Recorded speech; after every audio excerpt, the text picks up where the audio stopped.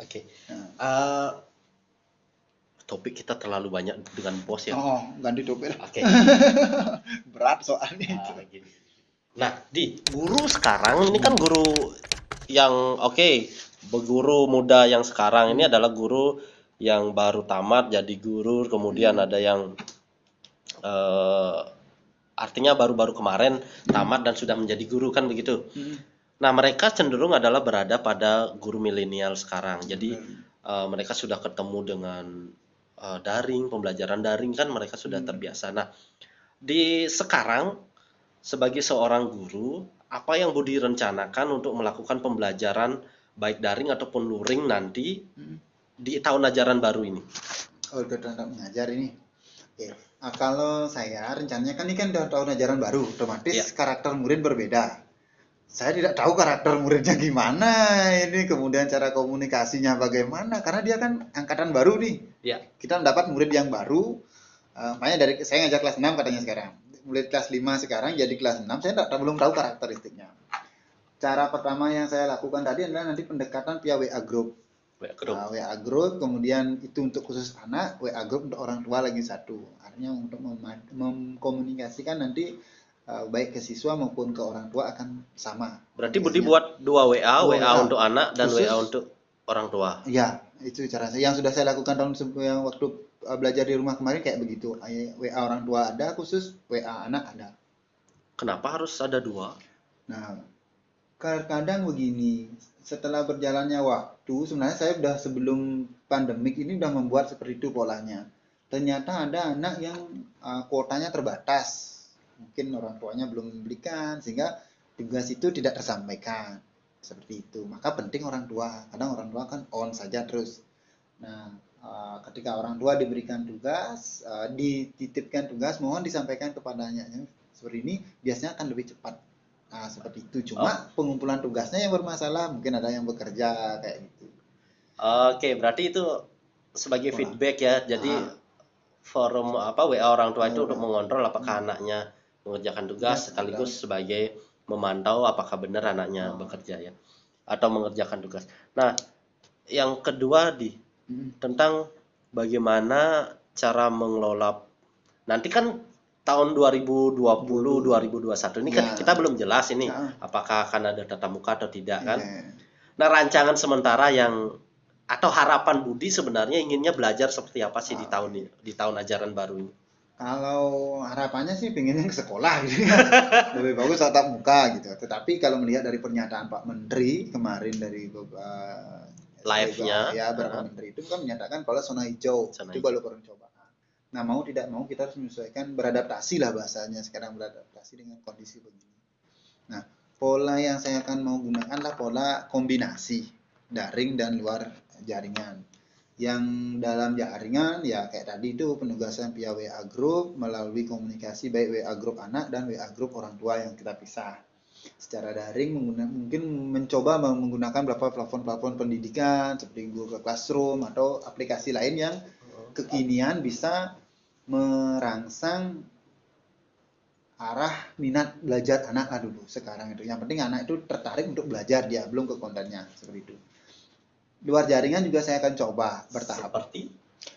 Artinya nanti rencananya ini 2 minggu atau seminggu sekali saya akan minta orang tua ke sekolah mengambil atau menyetor laporannya. Nah, ketika itu akan tetap menggunakan protokol kesehatan. Artinya gini, tugas yang kemarin diberikan disetor akan diberikan tugas baru. Nah, ketika mereka minggu berikutnya atau 2 minggu berikutnya akan begitu, mereka akan menyetorkan tugas yang sudah dikerja atau laporan kegiatan belajar lah, bukan mengerjakan tugas. Laporan kegiatan belajar yang sudah dibuat oleh anak. Nah, kita akan komentari koreksi yang kemarin sehingga anak itu ada merasa, oh yang kemarin saya ini kurangnya udah ada catatannya dari Pak Guru. Nah, itu pentingnya orang tua. Nah, saya pun berharap jika kondisi sudah mulai ada perbaikan atau kondisi lebih membaik lah gitu boleh bilang, dan lebih ada longgar, harapannya sih anak itu diajak ke sekolah oleh orang tuanya sebentar, setidaknya dia mengenal gurunya, karena kan dia nggak kenal nih siapa Pak Budi, nanti siapa gurunya gitu, nggak tahu. Terlebih lagi siswa kelas 1 baru. Nah, karena kalau kita kembali ke esensi pendidikan itu, ketika interaksi sosialnya tidak ada, mereka akan cuek nanti. Kita nggak mau generasi kita nanti kalau terus begini ini nggak ada guru pun saya bisa belajar kayak gitu. Artinya kehadiran guru, peranan guru itu masih dirasakan ada oleh anak. Itu pentingnya tatap muka walaupun sebentar itu. Itu yang terpenting menurut Berarti saya. teknologi tidak bisa menggantikan peran. Teknologi tidak akan bisa menggantikan peranan guru di sana. Oke, Di, terkait dengan kurikulum, Di.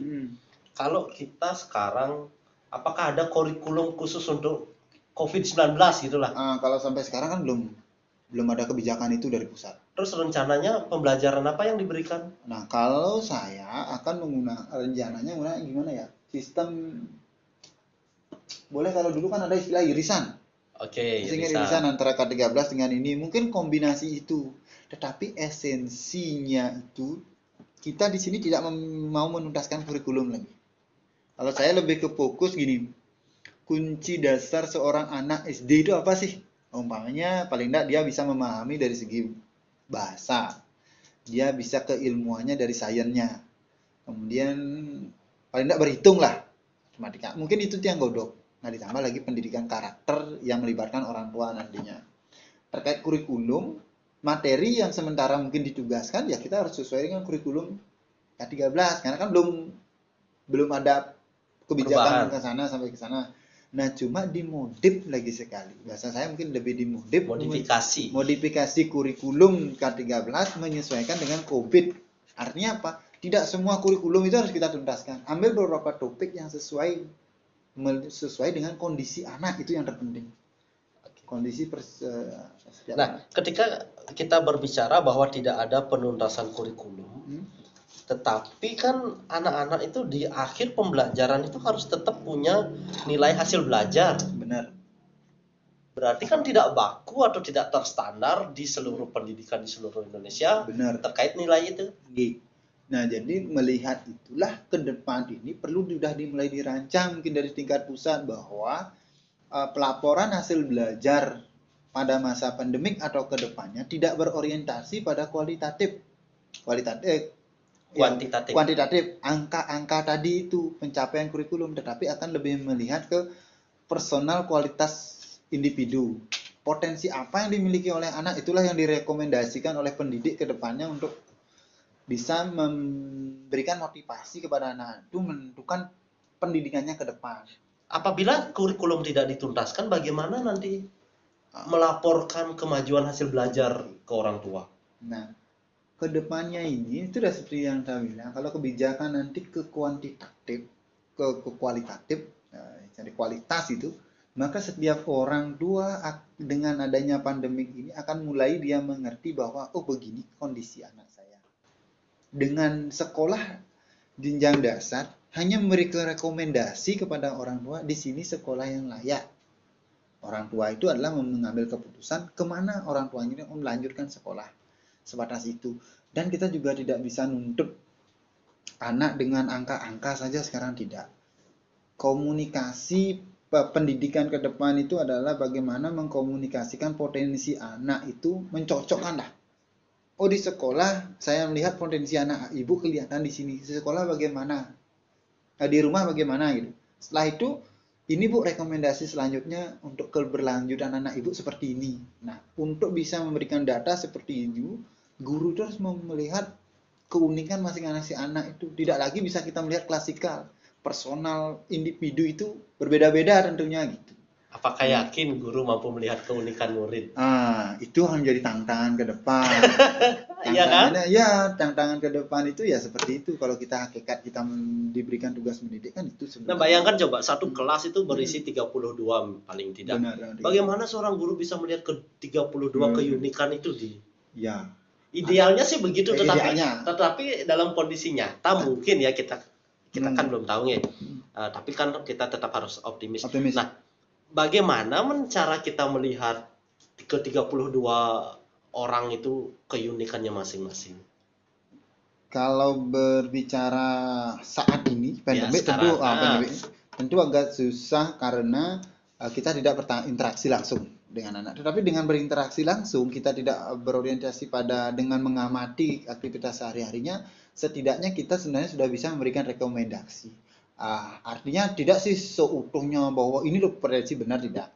Kuncinya adalah kita mengkomunikasikan begini kalau dia belajar di sekolah, karakteristiknya berdasarkan hasil pengamatan saya, pengamatan guru di sekolah begini. Nah, bagaimana dengan di sekolah, di rumahnya? Okay. Nah, ketika komunikasi yang baik ini dijalin antara guru dengan orang tua di rumah, mereka akan menemukan apalah korelasi begitu. Oh begini ya, sehingga bisa menentukan rekomendasi pendidikan bagaimana ke tindak lanjut ke berikutnya. Kapan rekomendasi itu akan diberikan ke orang tua? Rekomendasi itu diberikan ke jenjang tingkat kelas berikutnya. Atau dari umpamanya dia kelas 5 dulu ke kelas 6 begini. Itu sebagai rekomendasi awal kepada orang tua. Nah, untuk ke SMP otomatis raport deskripsinya itu. Nah, sekali lagi ini ide saya agak membingungkan mungkin bagi orang lain, tetapi secara sistem akan diikuti oleh mengambil kebijakan sistem itu tetap kuantitatif. Artinya begini sih, yang saya lakukan kepada orang tua selama ini adalah komunikasi bahwa dimanapun nanti saya akan berupaya tetap mengikuti alur yang diberikan oleh dinas. Begini sistemnya, tetapi kita juga memberi pemahaman kepada orang tua bahwa kedepannya tidak hanya kuantitatif ini saja, bahwa proses belajar anak itu adalah dilakukan secara berlanjutan, itu terus-menerus lewat pengalaman-pengalamannya. Tidak bisa nilai matematikanya itu. Nah, itu orang tuanya penting. Misalnya begini kan, ada 5 mapel ini kan. Nilai matematikanya paling tinggi. Berarti lewat nilai itu Budi bisa merekomendasikan kepada orang tua, oh Bapak, Ibu, anak Bapak itu kuat di matematika. Mungkin ke depan bisa disarankan untuk menekuni di bidang hitung, mungkin seperti itu ya. Seperti itu. Misalnya dia kuat di seni tari, misalnya dianjurkan untuk sekolah ke sanggar atau olahraga sekolah kejuruan. Gitu. Kalau olahraga biar jadi atlet. Klub lah, masuk klub ini. Masuk klub. Jadi itu adalah salah satu cara mereka tidak hanya, artinya potensi mereka benar-benar nyampe ya kemana goal mereka harusnya. Itu jadinya ke depannya itu kan menurut saya dulu ya. Terlepas dari apa kebijakan dan bagaimana cara pandang orang tua, saya pun tidak berani karena tanggung jawab yang diberikan kepada kita sebagai guru kelas selama mendidik mereka harus melakukan berbagai upaya melaporkan perkembangan belajarnya itu selama setahun. Begitu, gitu. Bukan bagaimana upaya kita agar anak itu mendapat SMP tertentu. Nah, itu yang perlu kita itu yang harus diubah ya. Guru kelas 6 terutama gitu. Berat ya jadi guru di. Kalau diberatkan. Kalau diberatkan. Kalau ringan diringankan ya, akan terasa ringan. Kalau kan ada pepatah nih. Pekerjaan akan terasa ringan kalau tidak dikerjakan. Pepatah bukan pepatah ya. Hanya sekadar kalimat joke saja. Nah, itu pentingnya nilai tentang, tetapi walaupun seperti itu kan nilai hasil belajar itu tetap dijadikan laporan. Tetap. Nah, sekarang dikatakan bahwa kurikulum itu tidak perlu tuntas. Apakah yakin kurikulum itu tidak harus tuntas atau memang gini, kita seharusnya di pengambil kebijakan memang harusnya sekarang tentukan, oke, dari sekian tema, anggap kita kan tema nih, tema 1 sampai 5 misalnya, oke, Bapak Ibu guru silahkan pilih tema yang sesuai. Apakah ada pernyataan seperti itu mungkin, atau kita yang harus mengertikan sendiri apa itu arti kurikulum itu tidak perlu dituntaskan? Ya, kalau saya memahami sendiri itu dari ketuntasan kurikulum yang dinyatakan oleh kementerian, dalam hal ini Kementerian Pendidikan Kebudayaan kita, tentang kebijakannya belum ada biar resminya. Penuntasan kurikulum artinya gini, kita tidak terpaku atau tidak terikat oleh harus menuntaskan kurikulum itu. Umpamanya materi ini harus dituntaskan, tidak. Mungkin kalau saya membayangkan adalah bagaimana saya mampu memilihkan materi yang cocok untuk anak itu. Apalagi dengan cara belajar mereka di rumah yang berbeda-beda saat ini. Oke lah, yang internet, yang menguasai, memiliki sarana, dia akan bagus. Bisa mengikuti, carikan materi di YouTube ini, kaji, laporkan, mungkin cepat. Tapi kita harus juga memperhatikan anak-anak kita yang tidak memiliki sarana itu. Tidak ada kuota. Tidak ada kuota. Tidak ada handphone. Tidak ada handphone. Nah, bagaimana upaya kita adalah kehadiran guru dalam memberikan layanan pendidikan itu adalah mampu menumbuhkan rasa belajar anak. Itu yang menurut saya berat ya, seperti yang Pak bilang tadi kan, tugas kita kan berat jadinya ya. Ya kalau diberatkan beratkan, tetapi kalau tugas mulia yang saya katakan di awal tadi kita jalankan tidak akan berat. Nah, kuncinya gini. Ketika melihat anak di rumahnya bagaimana, kita bisa memilihkan materi topik ini. Coba kamu kerjakan dengan sesuai kondisi. Umpama di rumah satu anak memiliki rumah yang ada halamannya. Dia memiliki keluarga yang lengkap, kemudian orang tuanya ada. Mungkin kita memberikan pekerjaan yang kerjakanlah, carilah tanaman di halaman rumahmu. Tetapi saya pernah punya murid yang kos, yang tidak ada halamannya. Mungkinkah saya kasih tugas yang sama kepada dia? Atau dia mencari ke taman tetangga yang bisa memberatkannya dia dalam kondisi seperti ini? Tentu tidak. Harus berbeda tugasnya. Jadi menyesuaikan, guru itulah kehadiran guru mampu memberi kehadiran kita, mampu memberi layanan sesuai dengan kondisi anak, itulah penting biasanya. Berarti guru harus membuat banyak tugas dong. Boleh dibilang banyak sih tidak, menyesuaikan. Menyesuaikan artinya gini, menyesuaikan maksud saya kan tidak sama semua. Ya, kalau satu tugas nih, umpamanya ini tugas kerjakan, dikerjakan oleh anak, tanpa guru pun sebenarnya bisa. Tanpa guru, betul. Buat apa guru ke depan kalau begitu? Foto tugas kerjakan, anak-anak mengerjakan, dipoto kembali. Ya, Pernah kamu konfirmasi kita? Kan tidak, susah. Tetapi kalau kita mampu memberikan tugas sesuai dengan kondisinya, artinya gini, ketika kita beri, bolehlah tugas serentak dulu kasih. Oke. Gimana tanggapannya? Ya. Kita kan tahu ada kelemahan, Pak. Saya tidak punya pulsa gini. Kenapa tidak kita fotokopikan? Mungkin kita berinisiatif akan membawakan ke rumahnya, atau orang tua kita minta mencari ke sekolah bahannya. Tapi tetap dengan protokol ya dia. Topiknya protokol. Ya, oke. Yang kedua, si anak A umpamanya dia punya potensi menggambar yang bagus, atau dia senang menyanyi. Si ini juga berenang. Kenapa tugas pokoknya itu kita tidak, ya ini mungkin di luar kurikulum pokoknya ya. Kenapa kita tidak justru mengembangkan tugas kemampuan itunya lebih dikasih porsi gitu. Kalau umpamanya si anak ini namanya matematikanya lebih, kenapa kita tidak berani memberi lebih soal lagi kepada dia? Nah, itu maksud saya. Oke, berarti di awal itu mungkin saya bisa simpulkan begini ya dia. Di awal guru harus bisa memetakan siapa sih muridnya ini. Ya, mengetahui karakteristik muridnya. Oke, karakteristik. Setelah itu baru kita bisa memberikan beragam tugas sesuai dengan karakteristik murid. Nah, sesuai karakteristiknya. Yakin bisa seperti itu? Harus yakin. Optimis ya. Optimis harus yakin.